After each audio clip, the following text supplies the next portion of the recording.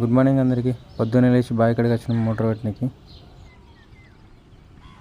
నేనైతే మా అమ్మమ్మ వాళ్ళ ఇంటికి మా ఇంటికి అయితే పోతున్నా. ఈరోజు కర్నూలు బస్ స్టాండ్కి వచ్చిన. బస్సు అయితే వచ్చింది. మా బస్సులో అయితే ఇవ్వలేరు, ఖాళీ. నేను ఒక్కనే కూర్చున్నా మంచిగా. 9:20కి బస్సు అయితే స్టార్ట్ అయింది. ఇంటికి పోడే ఇక 10:30కి అట్లా మా ఊరు సెంటర్లో దిగిన, ఇంటికి పోతున్నాయి. ఇట్లా మా డెన్ని కాడికి అయితే వచ్చిన. మా ఫ్రెండ్ వస్తున్నాడు, కొద్దిసేపు ఇక్కడ కూర్చొని లోపల చల్లబడిపోతాం. నేను వచ్చిన అని చెప్పి మా అమ్మ నా కోసం బజ్జీలు చేసింది. వీళ్ళని కమ్మర్ వాళ్ళు అని అంటారు.